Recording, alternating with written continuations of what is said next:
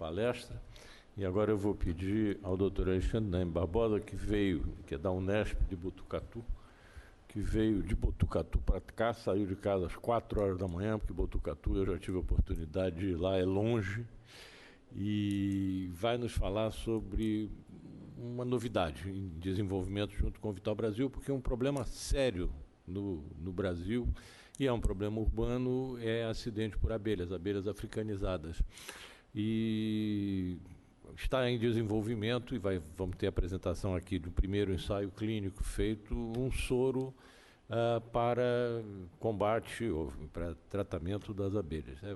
A abelha é pequena, a abelha tem pouco veneno, mas acontece que as africanas são muito ativas, muito defensivas, e um indivíduo, eu creio que o Alexandre vai mostrar alguma coisa a esse respeito, o indivíduo pode ter dezenas de milhares de picadas no ataque por um enxame, e isso é suficiente para empeçonhar. Alexandre, por favor.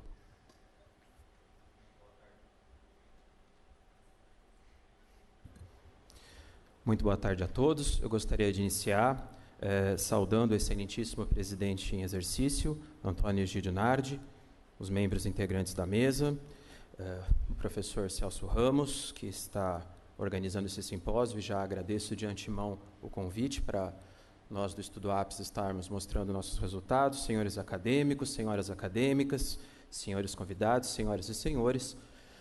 Então, eu vim lá de Botucatu, como disse o professor Celso, para contar um pouco da história dos acidentes de abelha e de uma estratégia inédita na medicina mundial, que é um soro específico contra esse tipo de envenenamento. Como conflito de interesses, o único que eu tenho que destacar como realmente importante nessa palestra é que eu sou investigador principal do Estudo Apis e professor universitário cientista, que hoje em dia esse tipo de vínculo leva um pouco de insanidade devido às dificuldades inerentes a financiamento e tudo mais, mas é importante que vocês saibam desse vínculo. Começando um pouco sobre as espécies de abelhas no Brasil, o Brasil, anteriormente à colonização, não tinha abelhas nativas com ferrão, e elas eram com menor produtividade. E lá pelos idos de 1839, o padre Antônio Carneiro trouxe a primeira leva de abelhas europeias, abelhas negras, Apis mellifera, que então tinham como intuito aumentar a produção de mel e derivados. E um pouco mais para frente, em 1870, foi introduzida uma outra subespécie de Apis mellifera, a lingústica, que também já trazia benefícios em relação à produção do mel. Fato é que até 1956, a indústria do mel no Brasil era bastante amadora, e então, nessa época, um geneticista, o professor Kerr, importou 133 rainhas africanas, Apis mellifera scutellata, que tem uma produtividade bastante importante de mel e derivados. Elas foram trazidas da África e 47 dessas rainhas sobreviveram em Rio Claro, que é o interior de São Paulo, mas infelizmente, por conta de um acidente, 26 colmeias acabaram fugindo e elas se espalharam por todo o continente americano. Houve então uma perda desse controle biológico e uma hibridização da abelha então africana com a europeia, levando uma variedade que agora predomina no Brasil.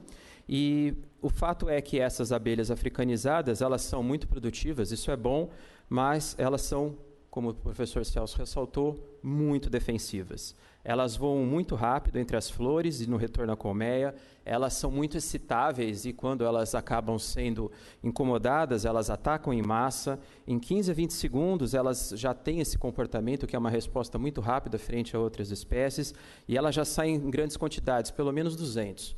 Então, tudo isso caracteriza vários fatores de perigo em relação às outras espécies, e elas demoram ainda 28 minutos para se acalmarem, voltarem para a colmeia, e são muito resistentes a inimigos naturais na natureza.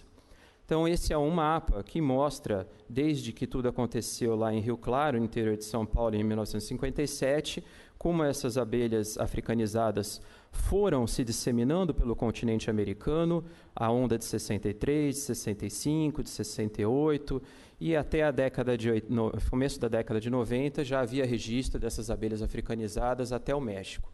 Então, houve, na verdade, uma grande disseminação dessa hibridização e mudou-se, então, a questão do interesse médico pelas abelhas por conta do caráter mais defensivo dessas abelhas.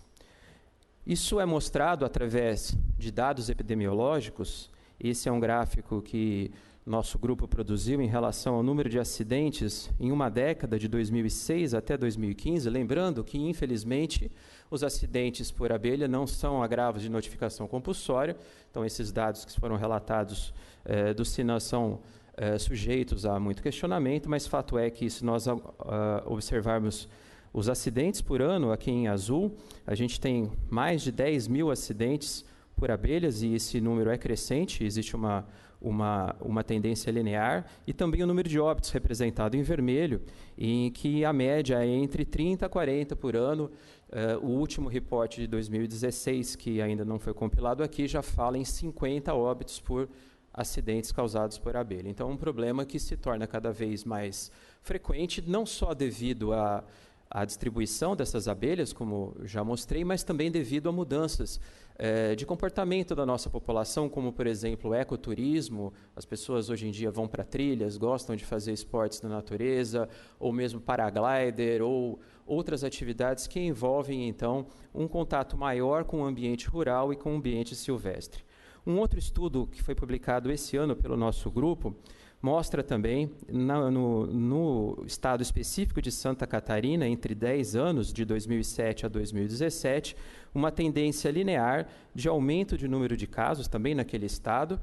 Então, em torno de 600, 700, isso já está por volta de 1.000. E quando nós vamos olhar quem são as pessoas que estão sendo acidentadas por abelha, na grande maioria os homens, por conta principalmente do trabalho braçal no campo, principalmente jovens entre 20 a 39 anos, e existe um percentual, esse é o primeiro dado brasileiro com mais confiabilidade, existe um percentual de óbito que não é desprezível, de cerca de 0,2%. E isso, então, levou a muitos grupos, durante muitos anos, a se questionarem como abordar o problema do ponto de vista de salvar essas vidas.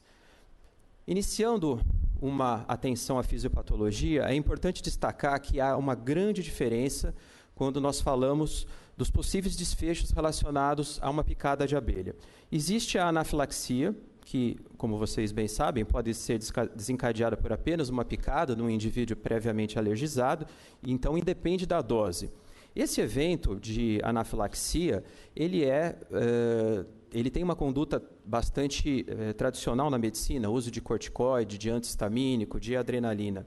Não há grande celeuma em relação ao cuidado de um indivíduo com anafilaxia, que pode ser também decorrente de outras substâncias, como, por exemplo, um fármaco, um alimento ou outra coisa assim.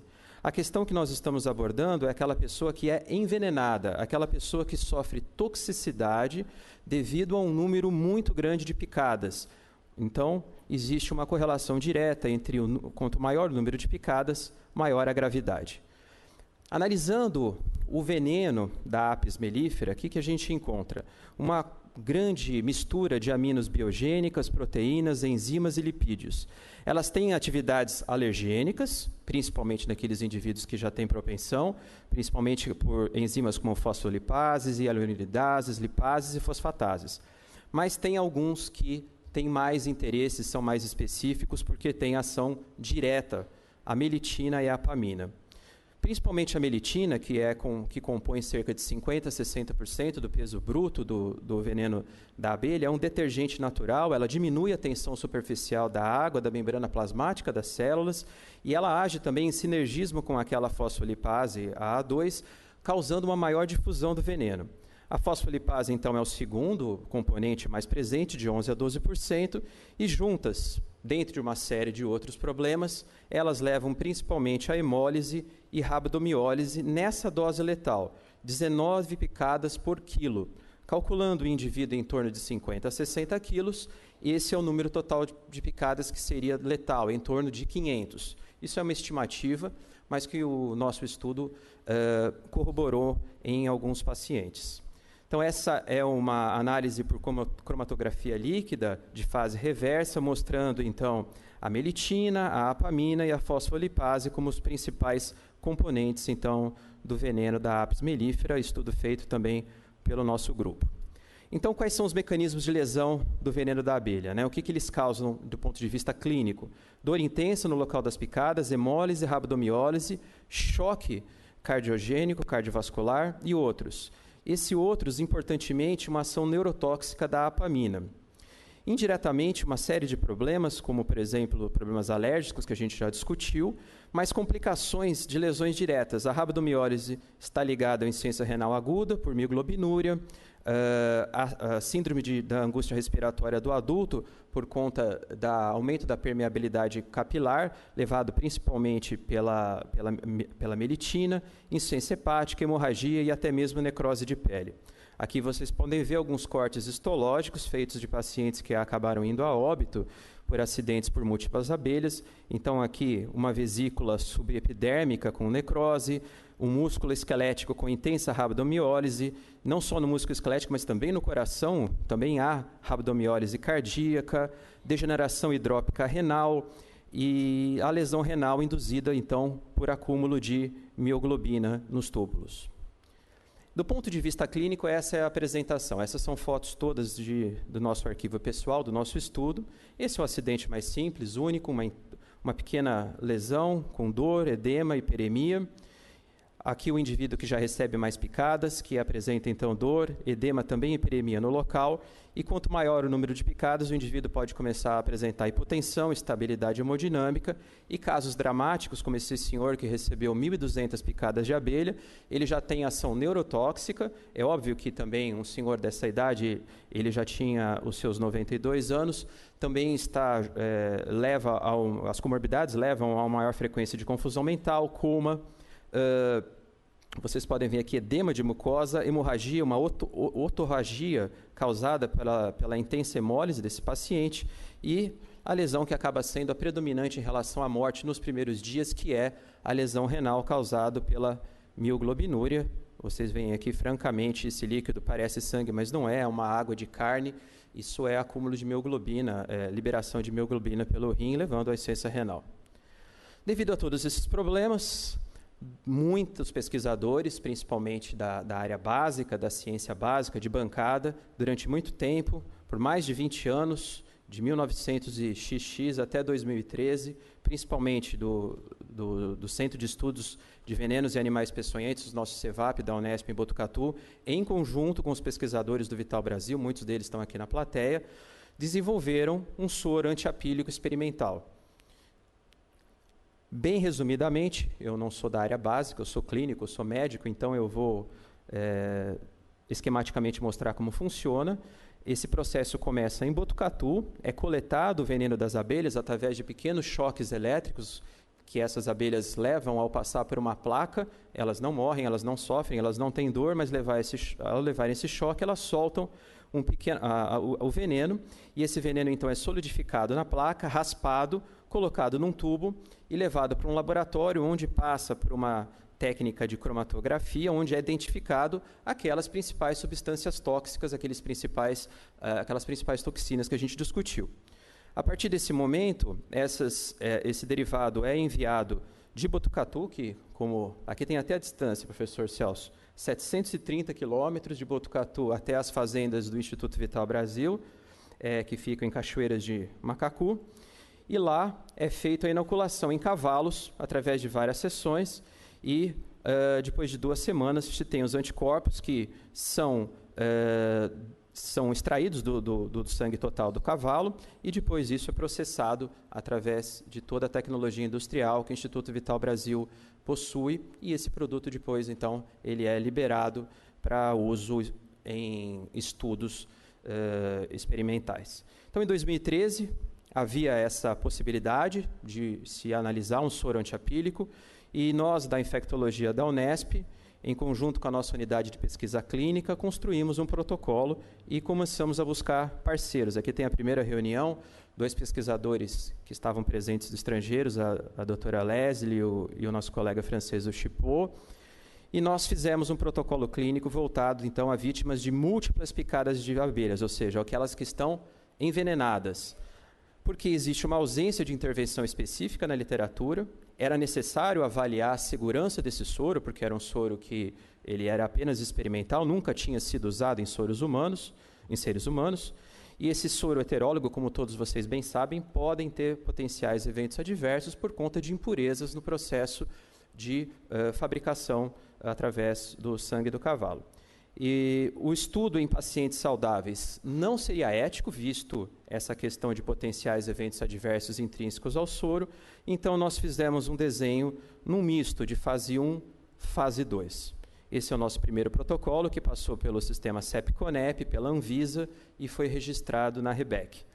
Nós conseguimos, depois de 3 anos, entre 2013 e 2016, selecionar 3 unidades de pesquisa, que somos nós lá da Unesp de Botucatu, o pessoal da Unisul de Tubarão e a Federal do Triângulo Mineiro de Uberaba. Fizemos toda uma capacitação, tivemos a aprovação do CEP-CONEP, tivemos a aprovação da Anvisa, já dentro da nova RDC, que regulamenta soros heterólogos, que apesar de ser publicada em 2017, nós colocamos de forma prematura, já obedecendo os critérios que a gente sabia que ia vir, fizemos o registro e procuramos parceiros locais. E aí, no dia 21 de setembro, vocês estão vendo aqui minha foto todo feliz, junto com a equipe lá da Unesp, nós infundimos pela primeira vez na veia de um paciente, o soro endovenoso, o soro antiapílico. Imagina o meu medo de fazer alguma coisa que nunca ninguém tinha feito na história da medicina, né? Obviamente, o medo era grande, mas em 21 de julho de 2018, nós acabamos a inclusão com os 20 pacientes que nós calculamos de NTT, de número necessário de tratamento, para fazer esse tipo de observação.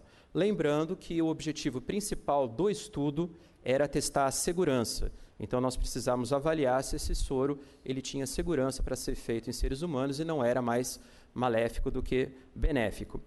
Também ter alguma noção em relação a quanto de dose de soro antiapílico seria necessário para cada número de picadas, e alguns objetivos secundários, como correlacionar o número de picadas com a gravidade do quadro inicial, estudar a questão farmacocinética e proteômica do poder neutralizante do antiveneno. E, como eu disse para vocês, foi um estudo de fase 1/2, ele é um misto, multicêntrico, não randomizado e aberto. Nós tínhamos vários critérios de inclusão, mas os principais eram aqueles pacientes que tinham sido picados por abelhas africanizadas. E como a gente sabia que era uma abelha Apis mellifera? Porque ela, ao picar, deixa o ferrão no local. O número mínimo de picadas era 5. Pacientes acima de 18 anos, de ambos os sexos, não poderia entrar gestante por questões de compliance ético, e se o indivíduo tivesse algum tipo de incapacidade verbal ou cognitiva de manifestar o interesse de entrar no estudo, a concordância do voluntário familiar. Existia também, eu não vou me detalhar sobre isso, uma série de medidas que já era dado para os colegas que estavam nos prontos-socorros de porta fazerem como medidas adjuvantes, reposição volêmica, droga vasoativa, condutas sintomáticas e condutas complementares. Isso está publicado e vocês podem consultar como lidar antes de um potencial tratamento específico para o envenenamento apílico, tentando mitigar todos aqueles eventos clínicos que a gente viu, e depois de passar pelo termo de consentimento livre e esclarecido, o paciente, recebia o tratamento específico com soro antiapílico. Então, num cálculo que 1 ml do soro neutralizaria 1,5 miligramas de veneno. Esse dado foi dado pela bancada, pelos estudos básicos. Ou seja, até 5 picadas, os indivíduos não recebiam tratamento específico. Entre 5 a 200, 2 ampolas de soro. Entre 200 a 600, 6 ampolas. E acima de 600, 10 ampolas de soro. Tinha uma ficha muito grande em relação a todos os possíveis eventos relacionados pré e pós-infusão.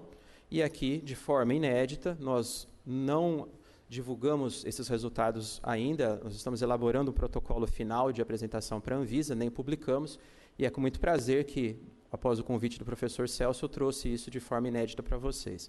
Aqui tem nossos resultados preliminares finais. Nós tivemos também uma predominância do sexo feminino, foram 13 homens para 7 mulheres, uma idade média em torno de 44 anos, se concentrando principalmente entre 35 a 54. A maioria das pessoas eram de cor de pele branca, porque Botucatu teve uma colonização italiana muito forte. Interessantemente, a maior relação trabalhista não era relacionada a atividades agrícolas silvestres. Nós encontramos muitos pacientes fazendo recreação ao ar livre, porque Botucatu é uma cidade que tem potencial turístico de ecoturismo, então muitos pacientes que não eram trabalhadores rurais, diferente da literatura, e criamos um critério de gravidade para classificar esse envenenamento. Então, aqueles pacientes que tinham rabdomiólise e insuficiência renal 2 pontos, choque, hipotensão arterial, taquicardia 2, insuficiência respiratória, broncoespasmo, sibilo de dispneia 2, confusão mental, cefaleia 1, edema de mucosa 1 e dor intensa 1.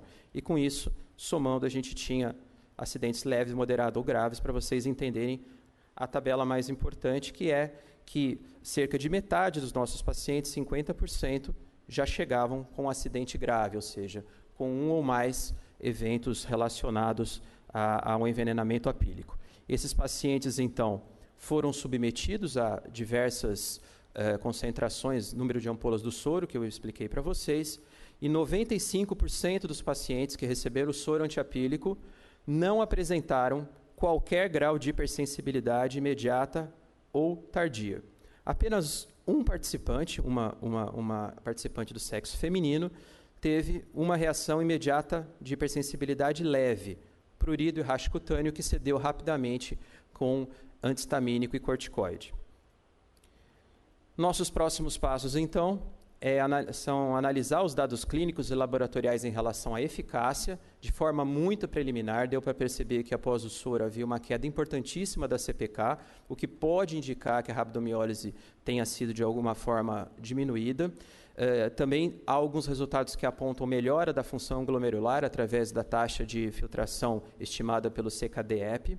Nós temos também que analisar dados de venenemia e proteômica que estão sendo processados e vamos fazer um relatório final desse estudo, fase 1, fase 2, para a Anvisa, publicar os resultados e já estamos prospectando, principalmente do ponto de vista de financiamento, o estudo APS de fase 3, que precisa ser um estudo com um número muito grande de pacientes, porque aí o objetivo vai ser avaliar eficácia e não mais segurança, visto que o estudo de fase 1/2 se mostrou bastante promissor em relação a esse item. Quero agradecer toda a equipe do estudo APS, em especial o professor titular, Dr. Benedito Barra Vieira da Unesp, que foi o coordenador do estudo, foi o que capitaneou toda a questão de recurso. Quero agradecer toda a nossa equipe da Unesp de Botucatu, da Unisul de Tubarão, da UPCLIN de Botucatu e do CEVAP. E agradecimentos a todas as agências financiadoras, principalmente ao DECIT CNPq, e fazer uma brevíssima homenagem ao Dr. Vital Brasil, cujo a honra nós aqui eu cometi um erro grave, hein? Brasil com S. Desculpe, senhor Eglo. Pressa de fazer o slide. E Botucatu foi um das cidades onde o Dr. Vital Brasil morou, clinicou, ele viveu lá há algum tempo. Aqui tem uma foto da esquina, ele aparentemente morou entre esse prédio maior e essa escola do ensino fundamental. Hoje a paisagem está completamente diferente, mas lá no local existe uma placa, também com S errado, onde então ele teria vivido e toda a contribuição à questão do soro antiofídico e que nos inspira até hoje lá em Botucatu para a gente continuar lidando com esse problema sério de saúde pública que são os acidentes por animais peçonhentos. Agradeço muito a atenção.